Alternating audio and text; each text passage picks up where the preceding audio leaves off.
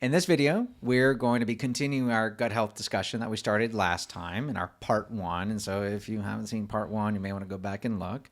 I'm Dr. Philip Oubre, functional medicine doctor here in Austin, Texas, and I have my 2 wonderful expert nutritionists here who are named Paige and Cerise. All right. And so last time, just kind of recap, because it was a bit of a wandering discussion, the things we talked about was who needs gut work? Everyone. Basically.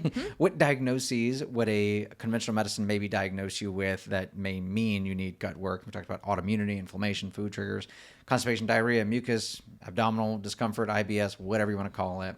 Some of the functional medicine diagnoses we use are leaky gut, SIBO, SIFO, parasites, all that stuff. And of course, you got to do a stool study to find out many of those things beneath the surface that most doctors aren't doing. And then we really dove into digestion, and that's what we really want to continue today. So we did already talk about digestion from a brain-stomach perspective. That we always talk about digestion, how it starts even before you even see your food, taste your food. Those are the things that are ramping up digestion even before you take your first bite. Then after your first bite, jumps into the stomach. That's where the acid production happens, and each stage is important. And if any one stage is skipped, then the other stages behind it can't work that well. Like building a car was the metaphor we've always used. So we've pretty much wrapped up the stomach acid discussion, and we don't want to rehash that.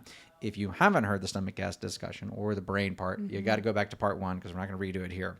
But we're going to continue on with that. And I'm looking at you guys because y'all are going to take the show because y'all are the digestion experts. This is one of those sections where when patients start talking about it, I'm like, I'm so glad you brought this up. This is their problem. So go talk to them about it. Wow. Usually y'all are doing that to me like, oh, gosh, that rash, I don't know. Go see Dr. Oubre. Let him figure that out. I'm like, I don't know what that. Anyway. So, your turn. So, we're going to continue this digestion discussion with the digestion experts. And so we're done with the stomach. The food has been digested by the stomach acid, and the stomach acid is leaving the stomach. And it is important I do think it's important for people to understand the basic anatomy of this because it doesn't really make sense. So Google a stomach picture, an abdominal picture, because in America especially, we say my stomach hurts, and that tends to reference the entire abdomen. And that's not where the stomach is. The actual stomach is in the top of the abdomen, and that's the only role is to the acid, and then it passes on to the small intestine. And many things happen in the small intestine, and that's what I want to start talking about. So as the chyme, the official word, I think, is called when it's leaving the stomach, the chyme. All right, let's be medical. Yeah. So the chyme is now leaving the stomach, i.e. the food you chewed and swallowed and got acidified, and is now leaving the stomach, entering the small intestine, specifically called the duodenum. And then what happens, ladies? You teach me.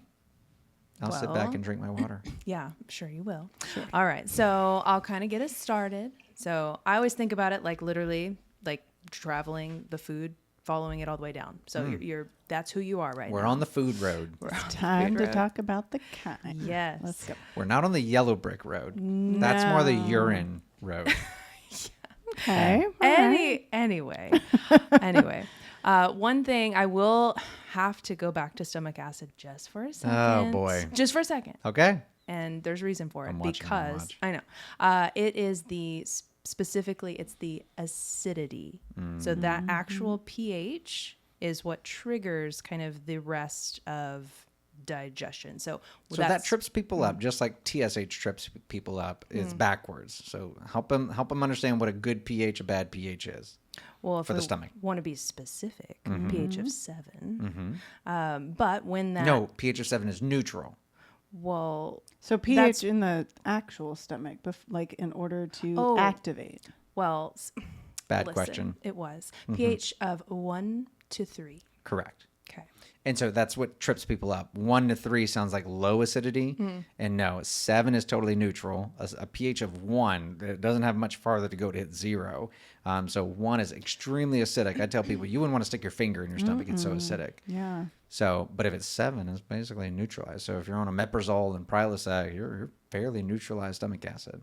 Yeah. So much so that like the supplement that we give you to enhance pH or enhance stomach acid, you don't want to chew that or open that capsule because it could be caustic to you as well. Yeah, you got to swallow it down fast if you do. Yeah. I have heard people chewing and swallowing it, and it seems to go okay. You just can't sit in the mouth. Do not recommend. Do not really? recommend. Okay, yeah. Good to know. When I was in school, that happened to me. The practitioner that was teaching, surprisingly, opened the capsule and put it in my mouth and was lecturing while I had it in my mouth, and I started to lose my mind.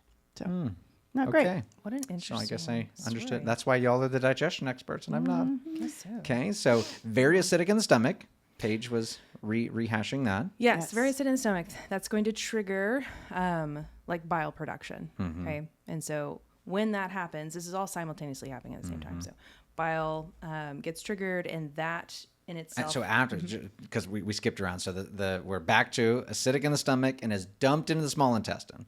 When it leaves the stomach and hits the small intestine, that's when this starts. Correct. Yes. So go on. Yeah. So bile gets triggered, and that has to do with your fat digestion. So that's where that piece of digestion comes from. Proteins are heavily involved with just the acidity itself. And then, so while that's happening with the bile, at the same time, your pancreas is getting stimulated because of the pH again. And that's where your digestive enzymes will get released. And? What do you mean and? Insulin and glucagon. Well, no, the other thing the pancreas releases to neutralize the acid. I'm not there yet. Oh, You're okay. rushing me. I'm stopping. This is step by step. Okay. You got to release the enzymes. But yes, then next, the sodium bicarbonate gets released. And then just the bile itself also comes in, and that helps kind of bring that pH back down to, or up to. Yeah, 7. Confusing, right? It is confusing. Reduces acidity. Reduces acidity, but then Raises the pH. number. Yeah, yeah, that So- confuses people.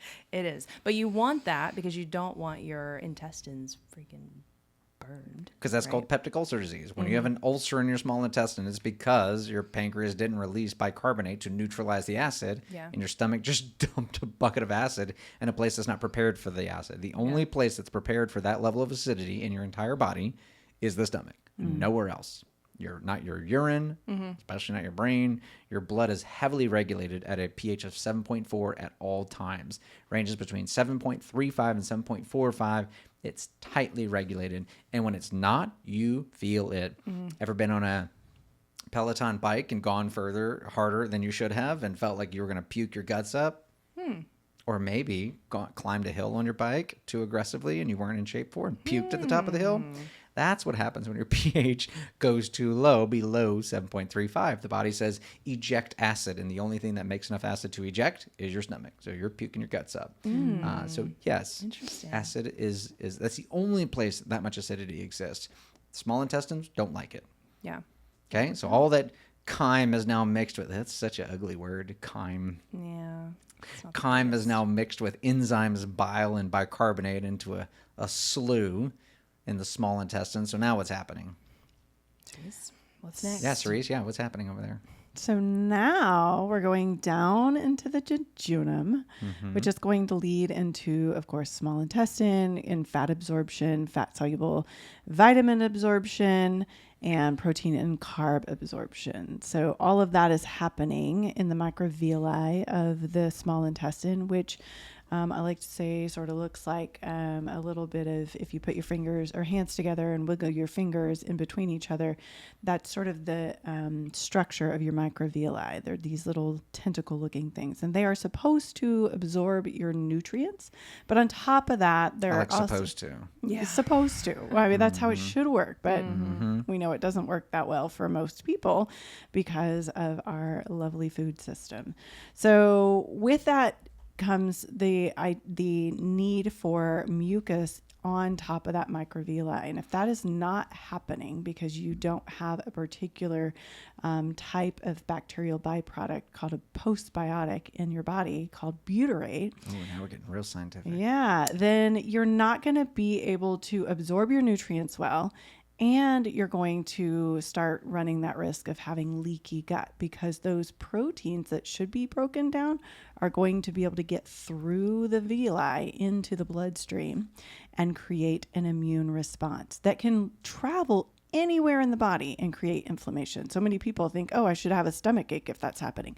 No, it can go anywhere. Your knee pain could be leaky gut. Your headache, leaky gut. Like there's so many things. So it's not just that one. But what should happen if you are able to break those proteins, She's getting intense. She's starting to yell at us. You heard and that? absorption. I want to be heard. She's serious right now. I am. It should be able to create stored energy. So stored energy is going to be created either by storing glucose inside of the liver or inside of the muscle. And you want it to be like, ideally, you want to have enough muscle mass to store as much of your glucose as possible. That's the ideal. And it has a lot more capacity to store glucose, which is going to help with blood sugar regulation and insulin response. Because once it gets into the muscle, you're able to move. This is why taking a walk after eating is such a great idea, because when you move, you can easily shuttle out a lot of the glucose. But when it goes into the liver and it's not used, like you have enough glycogen in there and you don't need it, it can get turned into something harmful like excess triglycerides and excess liver fat, which can lead to lots of metabolic issues. Mm-hmm. So the small intestine, I'm hearing we've got many things going on in the small intestine.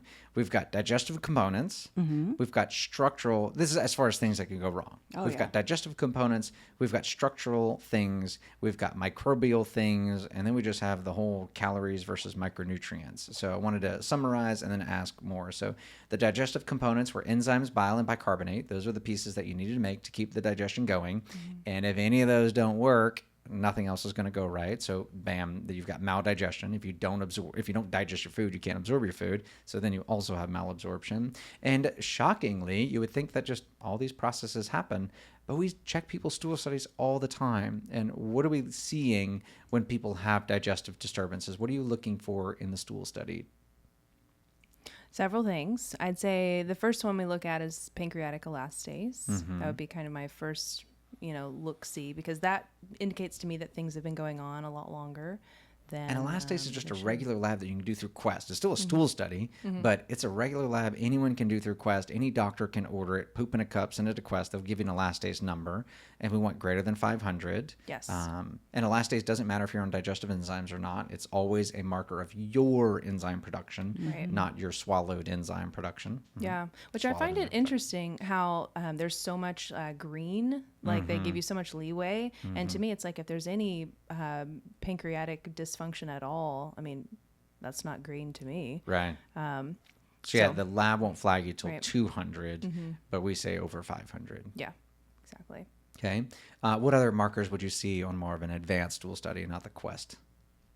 So the first thing I'm looking at is, are you in a pattern of overgrowth or are you in a pattern of deficiency? That's the first thing I want to look at when I'm looking at the stool test, because that's going to tell me, a lot of patients will think that means, oh, I'm overgrowth, so I have a lot of bad bacteria. And I'm like, that's not necessarily what this means. You could have too much good bacteria too, because the body, remember, wants to be in balance, like that pH. It wants to be neutral. So if the scale is tipping in either the good or the bad direction as overgrowth, you're still going to have an issue. If you have too much good bacteria, that can create a problem. Yeah, so we're back to SIBO that we talked about in the first one, right? Small intestinal bacterial overgrowth. Yeah. And I just quickly ChatGPT this answer, so I feel confident about saying this. Okay. Did you know the percentage of the microbiome that's in the small intestine is only supposed to be 5%? Yeah, it's supposed to be almost sterile. Right? That's crazy. And 95% of the microbes are supposed to be in the colon. So to your point, when we see overgrowth, we can't tell you whether it's in the small intestine or not. But basically, when you do have overgrowth, we basically say, well, if it's overgrowing by the time it comes out of your bowel or outside of your butt, it's probably overgrown in the small intestine. Well, you can if like they're burping and having a lot of indigent things like that, then it's definitely on that upper quadrant part of it. So yeah. And that's a good point. So good time to bring up the breath test. People come to us all the time asking about the breath test. They want to do the breath test. The breath test sucks. Yeah. It's got what we call a high specificity, which means if your breath test is positive, you for sure have SIBO, whatever they're trying to say you're positive in.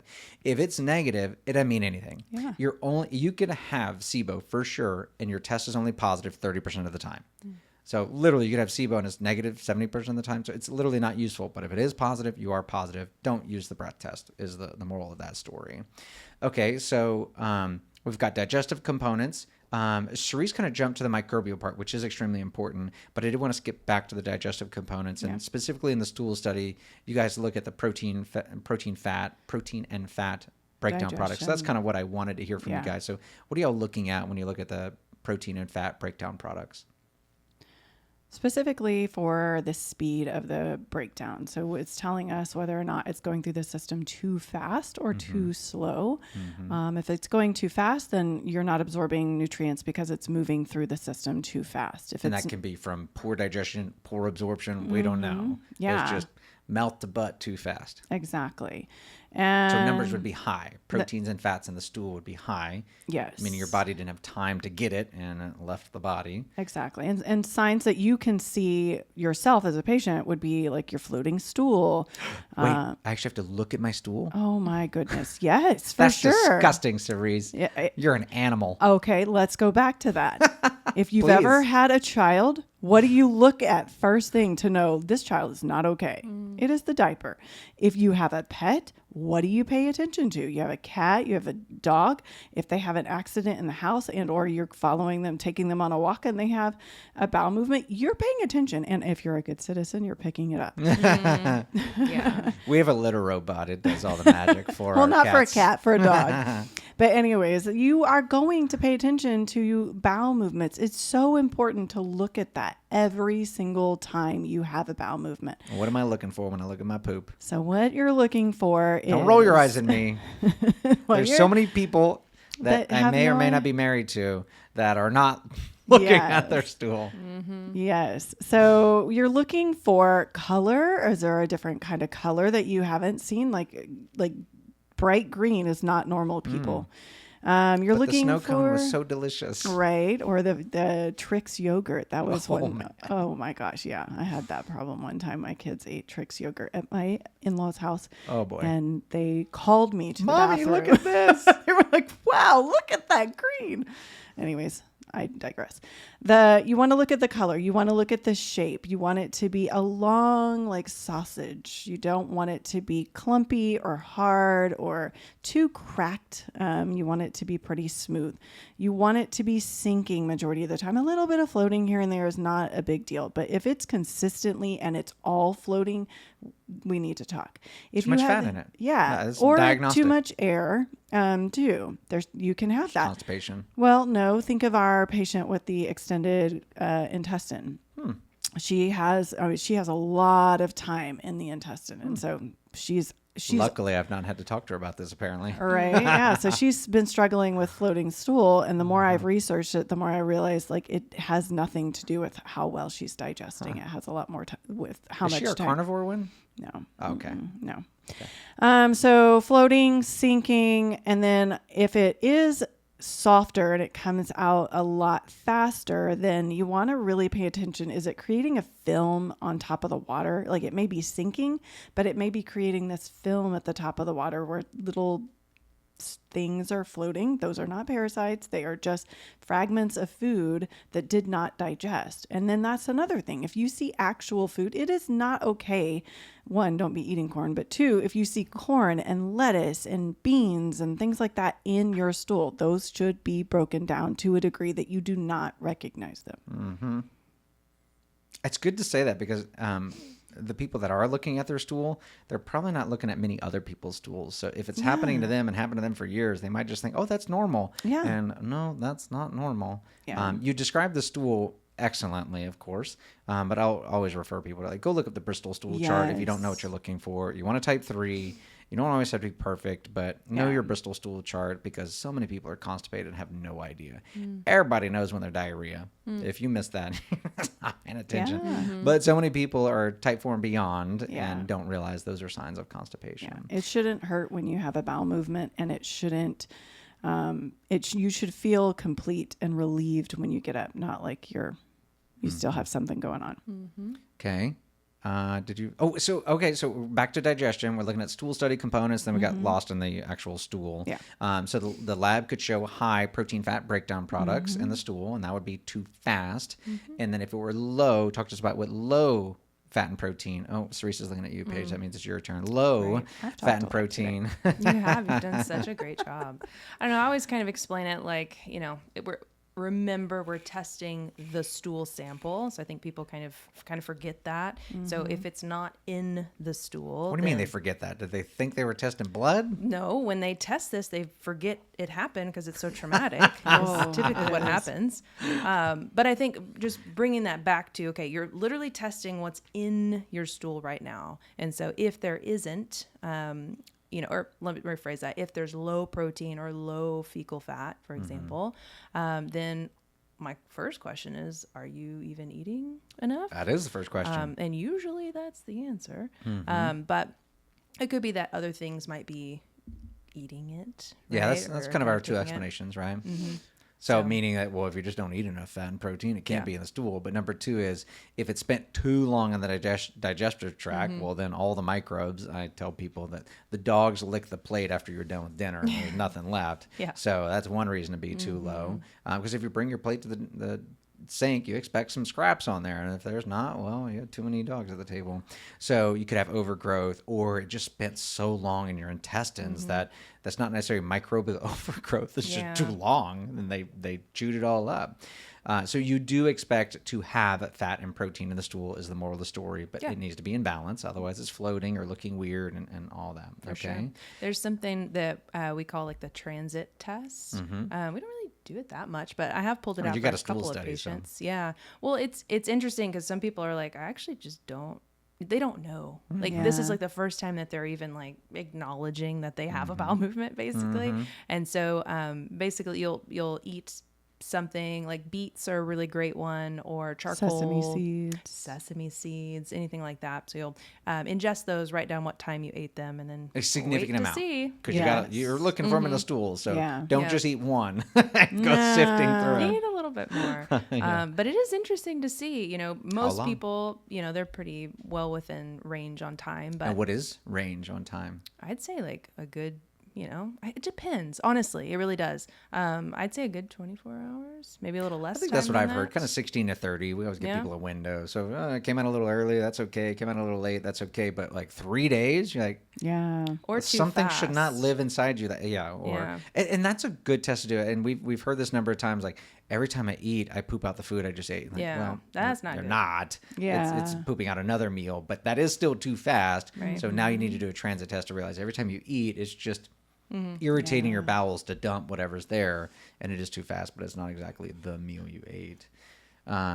We had this Chinese food place in med school. It was on Dominica, a very poor island, and we called the Chinese food there rental food because you only held it for a little while.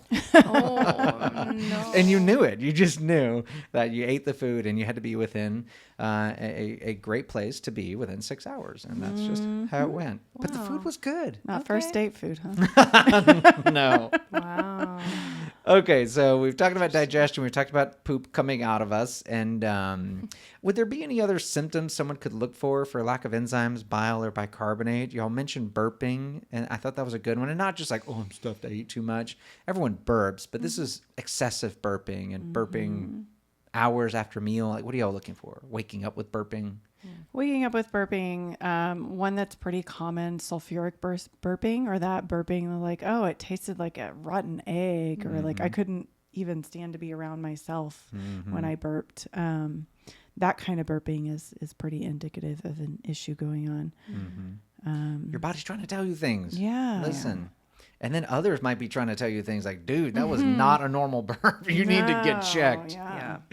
I mean, every now and then a good burp feels really good, but like it shouldn't be happening that often. And then structural. So y'all really glossed over that. And I really think each one of these tiny pieces can go wrong and spell massive destruction. And usually it's not one piece that goes wrong. Usually it's one goes wrong, then the second goes wrong. So by the time we pick someone up, each piece is a little broken. So this shag carpeting that Cerise talked about with the wiggly fingers and stuff, we were explaining this, the shag carpeting. I always like to tell people, if you had a glass of water and you dumped it on a tile floor like here, it'd make a really big puddle. Whereas if you dump that same glass of water on a shag carpet, it'd make a tiny little maybe you could say pee stain with a dog or whatnot. And so the idea is if you don't have enough shag carpeting in your intestines, and I just spit, so luckily y'all are very far from me. If you don't have enough shag carpeting, you're just not going to have time to absorb it because you only have so many inches of intestine. So that microvilli, those little fingers, give you the increased mileage with very short intestines that we're born with. And so absorption of nutrients is a key piece. The barrier is another part I don't know that we talk too much about. Yes, that shag carpeting is important for absorbing, but then that barrier, keeping the poop in the channel and not allowing food and microbes into the system is the leaky gut portion. So we talk about the barrier needs to be strong in order to prevent leaky gut. And then last, we kind of talked about the microbial balance of sorts. And in the small intestines, like Cerise said, it's relatively sterile. We say relatively sterile because it's not sterile down there, but it should be so depleted compared to your large intestine that there's not that many microbes there. And microbes love to make gas as a byproduct, hence how beer is made, right? They ferment, wine is made. With fermentation, they release gas as a byproduct. So when you release a bunch of gas in your small intestines, that's too far from the bum to be called a fart, so it comes out the top, and we call that a burp. So if you're burping too much, and especially after meals, that usually means you've got microbial overgrowth in your small intestines. You don't need a fancy test to tell you that you got bacterial or fungus overgrowth. They can both make gas. You won't know which one. We typically blame it more on fungus than bacteria, believe it or not. And lastly, I want to talk about, I don't remember this, and I could potentially Google it in the background or ChatGPT in the background. That's going to replace our vocabulary over time, by the way. We don't Google things anymore. We ChatGPT them. So what is the percentage of nutrients that are supposed to be absorbed in the small intestine versus the large intestine? I don't remember the I want to say it's the same as the bacteria. Like 95% of our nutrients are done in the small intestine. There's not very much that goes on in the large intestine or in in this, Intestine. I'm going to say 80. You just, you're I'm just guessing. Yeah. ChatGPT is about to give us a good answer. Okay. It says the vast majority. We knew that. 90 to 95%. Okay. Even more. I was right. The best. It's opposite of microbes. And what's fascinating about the human body is the small intestine is your chance to absorb the nutrients. And just by definition, if you've got SIBO, if you've got microbial overgrowth in your small intestines, now you're competing with the microbes of who's going to absorb the nutrients. And so naturally, you're going to have brain fog. You're going to have fatigue. Why? Because you just don't even have enough energy. You might be eating it, but your microbes are getting first dibs and you're getting second dibs. You're getting the scraps instead of the steak. Yeah. We hear that all the time. I eat so healthy. I don't know why I feel like this. Okay. I'll tell you what. We have some ideas. I think this is a great time to at least briefly discuss the difference between calories and micronutrients. I'm a doctor, as you guys know, and I am sad to say that after residency and getting into functional medicine, if you had asked me what the difference between a calorie and a micronutrient was, I probably would have given you a blank stare for a minute and made up an answer, and it would have been bad.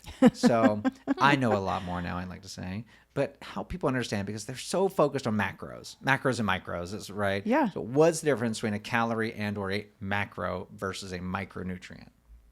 Love that question. You love it? I do. That means it's Cerise's. I do. I love that question. So a calorie is just a unit of measurement of energy.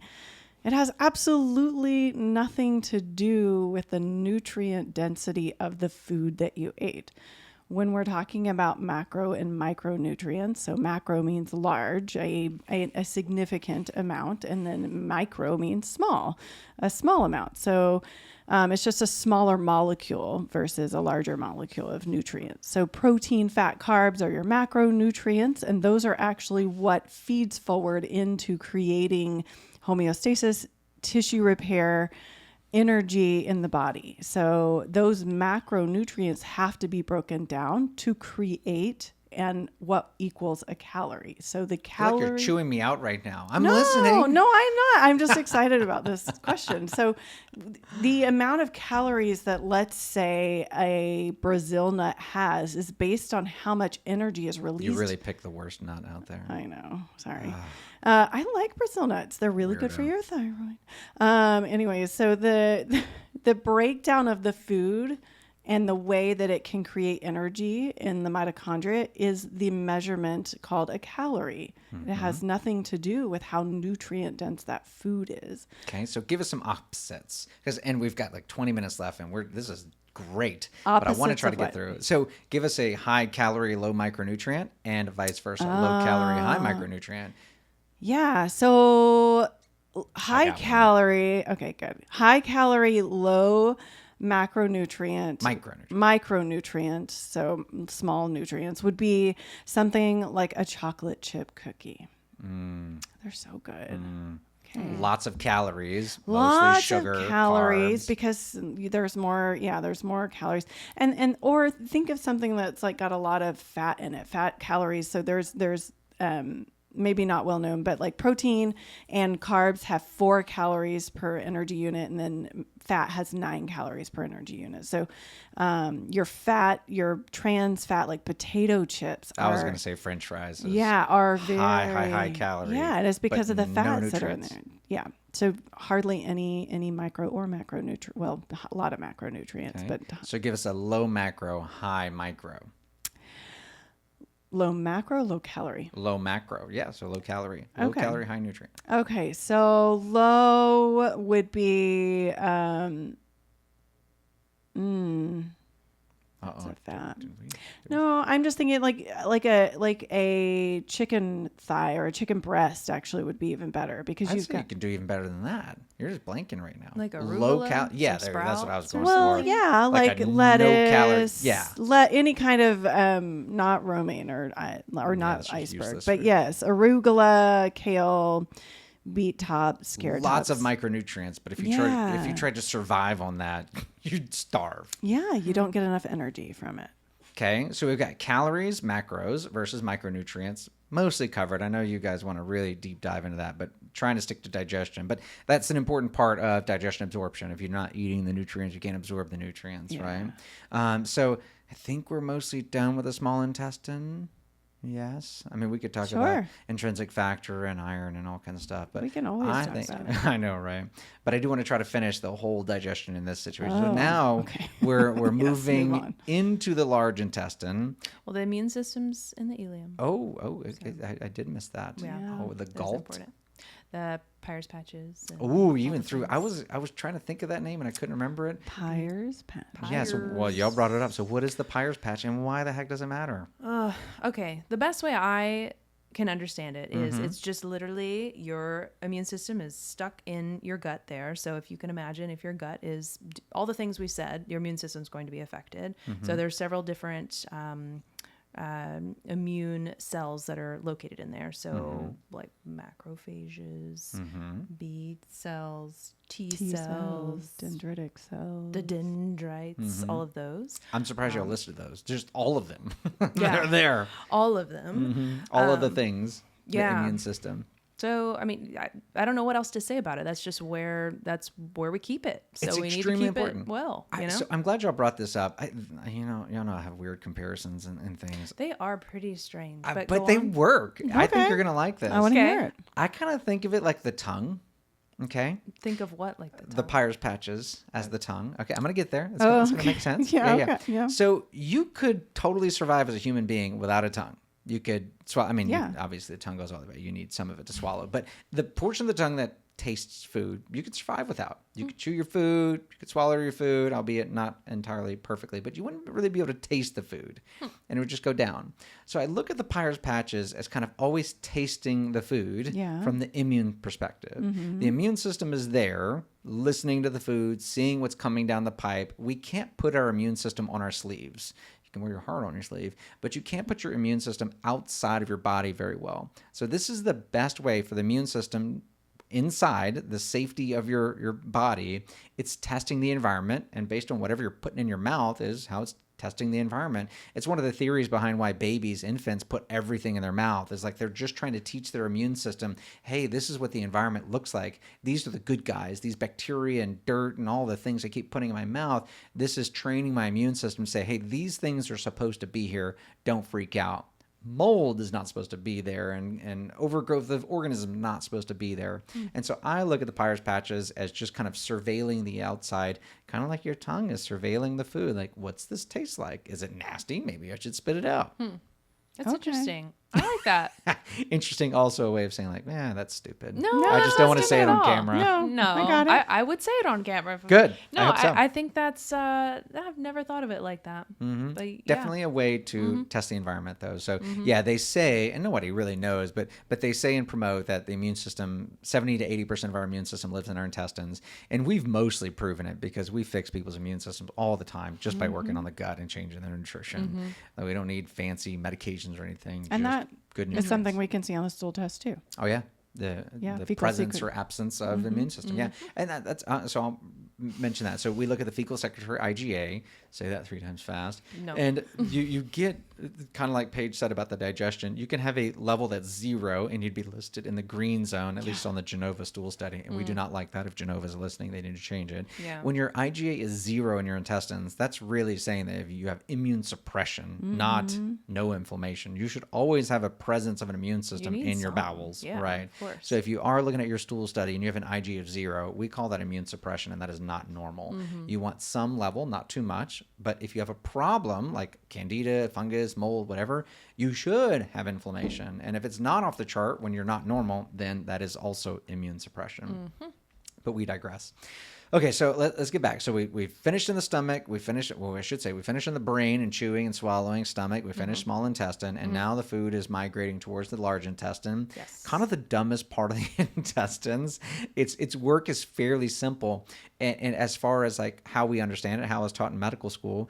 But now in functional medicine, we realize that it's infinitely more complex than everything else the body does. So briefly, before we get into the microbes, which is the complex part, right? What is the basic function of the large intestine? Super simple, Stupid. right? Absorb extra water. Absorb water. Maybe a little bit of nutrients. Yeah. Maybe? So That's it. as the food enters the stomach, you've of course salivated on it before you swallowed it, and your stomach and intestines, literally stomach and intestines, have made, I think it's like 3 gallons of fluid a day. If you drink enough water. Ooh. Wow. Here Why we are go. you accusing me? I have mine. I'm just saying. So yes, if you drink enough water and your intestines and stomach make enough digestive juices, they make about 3 gallons, which is recycled. Obviously, you didn't poop out 3 gallons. So 3 gallons That of would a be fluid. alarming. I might be wrong. Somebody might want to Google that in the background and challenging me to you.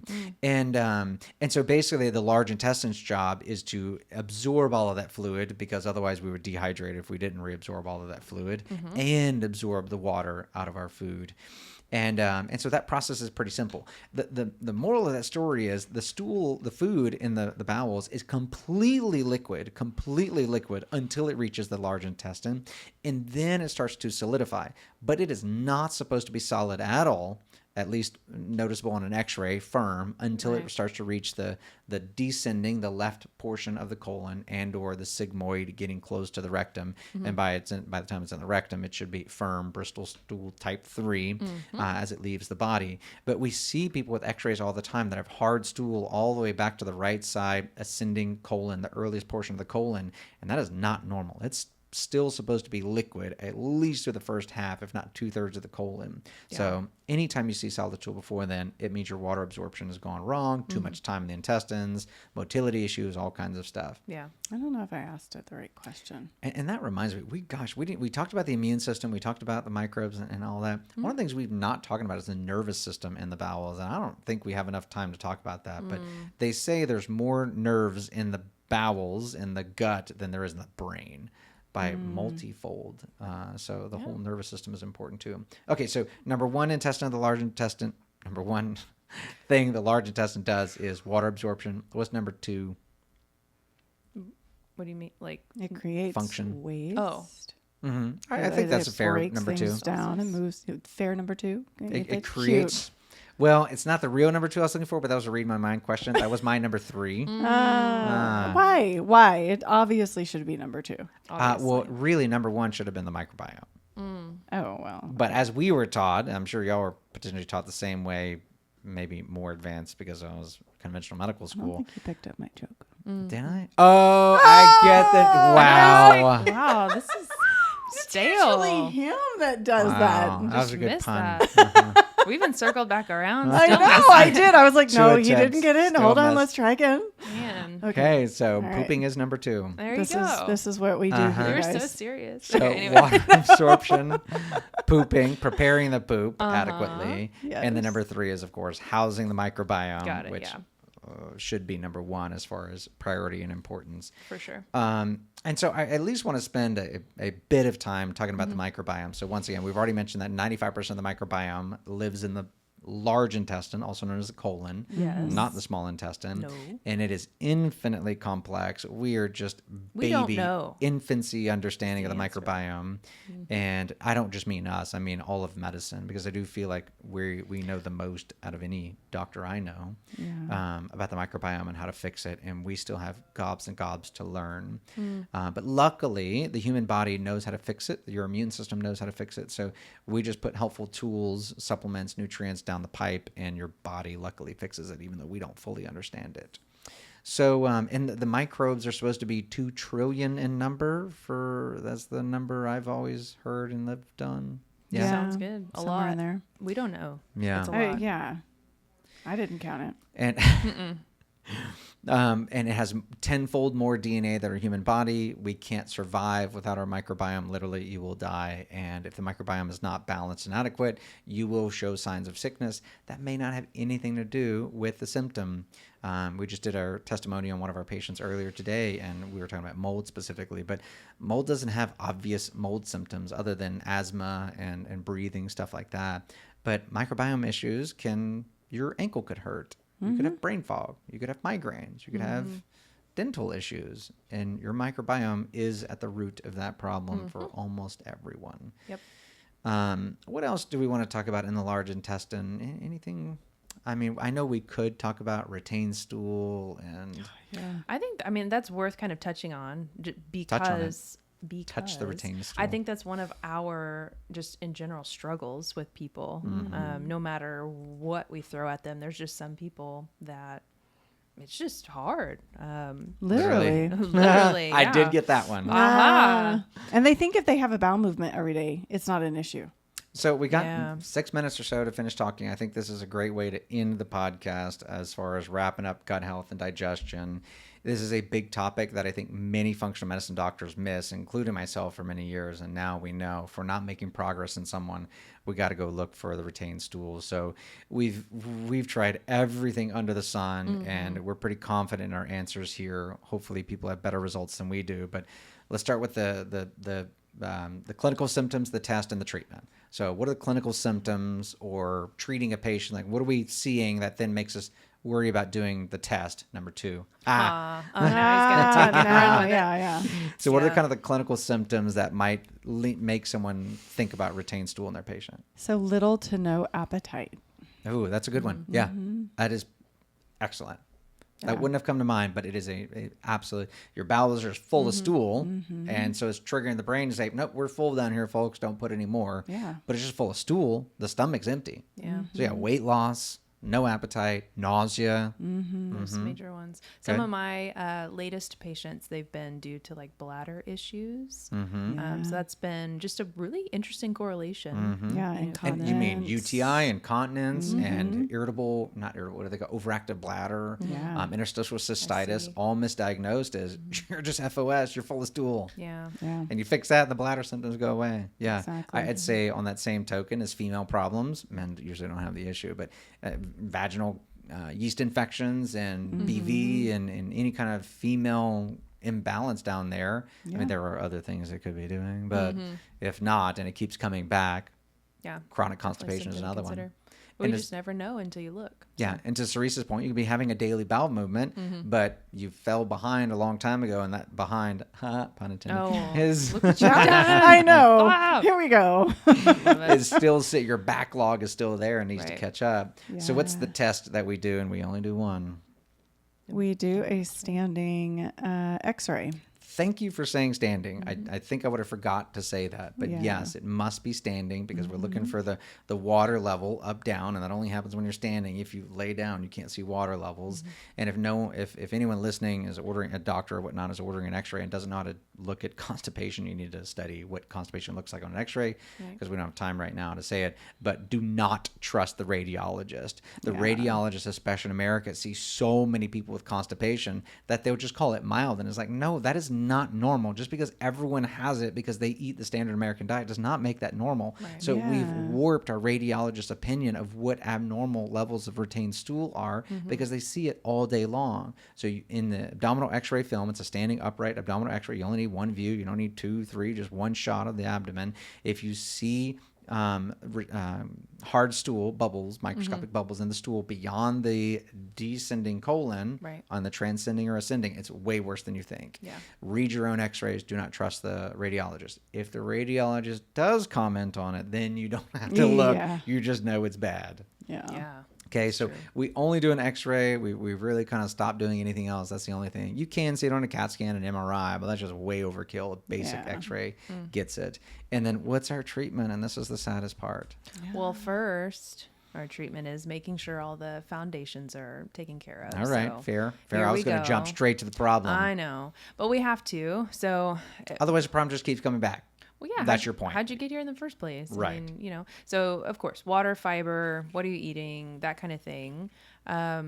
But also, what is their gut health? Like, what is going on there? Because I think the biofilms are a pretty big component, is what we're discovering. And so once they're kind of past all that, they're doing all the things, there's still FOS. Then we kind of look at maybe some like abdominal, like almost massaging and like kind of breaking those things up. And then moving to colonics. I wish that wasn't the answer. I don't like making that recommendation, honestly, because they, what they look like over there, they're just like, what? It's pretty traumatic. I'm not doing that, you know? But that's the only thing we've got so far. And it is, we have literally kind of failed at everything. Go lightly, like a colon prep and all kinds of things may temporarily relieve the problem, but it just comes right back.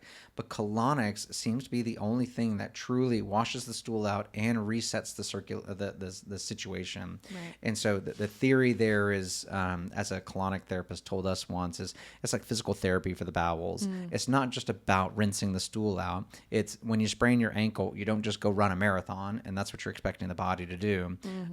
You're actually washing the stool out and then allowing it to empty out the water. Like, hey, this is really easy to empty. You know how to do this. Empty out the water. No different than an ankle sprain. You're first going to do some simple ankle exercises without your foot even on the ground before you even start putting pressure on the ground. And then as you start putting pressure on the ground, you're going to do some more exercises before you ever get up and run. And so we believe the colonics are the most effective because A, it is aggressive to flush the bowels with liters of water to get the retained stool out. But the second part is you're teaching the bowels to expand and contract, just like rehabbing a muscle. And we forget that the bowels are that. They are a muscle. It's squeezing the poop out like a toothpaste container. So if you don't have the nervous system to stimulate the muscle, if you don't have the muscle to stimulate it, because the muscle's been dilated for so long, I like to tell people, if you ever watch TV or something with your hand too long on your chin, and then you relax, you're like, oh my God, that hurts so much to expand. Well, imagine how your bowels feel when they've been full of stool for 10 years and now you're expecting them to work again. No, they need some rehab. They need some work. So, and I believe it's something special about the colonic therapist with the patient that truly helps make that situation better. It's not just about water into intestines. And so, yeah, you can do your own enemas and things, but there's the colon hydrotherapist, as they're called, do work on the abdomen. They talk to you, they work with you. And so I think that's a portion of the magic that happens, not just flood yourself with water and stop. Right. I will say, as gross as that sounds, doing colonics and all that, and I will admit I've never done one and hope to never, luckily I don't need one. Everyone that we've ever sent that does it always comes back and is like, okay, I wouldn't want to do that again, but the person made me feel really comfortable and really did a great job. And I don't want to have to do another one, but I will if I need to. It's really not that bad. Yeah. And there's plenty of them out there. Most people don't even know. These colon hydrotherapists are all over the place. You probably know someone that's getting colonics. and don't know it because it's not something you talk about around the dinner table. Yeah. And the problem there is that some people are not doing the root cause treatment like Paige just mentioned. You shouldn't need colonics the rest of your life. Yeah. If you do, you're missing the rehab, you're missing the microbiome, you're missing the digestion, you're missing something. So I'm glad people are doing colonics for their health, but you should be doing it to fix the problem and then stop, as most things. Yeah. So I think that rounds it out where you should just come to functional medicine. Yes. Even if nothing is wrong. So you can catch those things before they happen, because we don't need you. Like, you shouldn't have to end up in this situation in the first place. Correct. That was a great plug. Way to end the podcast on that. Come see us. Yeah, I'll even add, not all functional medicine doctors are considered the same. We're, of course, the best there is out there. Obviously. But no, kidding aside, if you do see a functional medicine doctor and you're not getting the answers you need, try another one. It is the Wild West out there in functional medicine. There's no regulations. The teachings are all over the place. People are doing niche things and just doing the same thing for every person. And yes, that works for some, but the others feel like a failure. And no, that doctor failed you if they didn't help you. We have seen amazing things reversed in functional medicine that I was taught, y'all were taught, may not ever be reversible. Yeah. So don't give up. Keep looking. If you acquired something, you can most likely unacquire that something. I was like to say, if a shark bites your leg off, you're not going to regrow another one in functional medicine. Let's be real, folks. But if you acquire something chronic disease-wise, it can absolutely be reversed. Okay. Thank you, ladies. I think we did a good job getting through digestion on gut health part 2. Of course, there will be more gut health sections, but I think this one concludes our digestion. Yep. All right. Thanks for listening, everybody.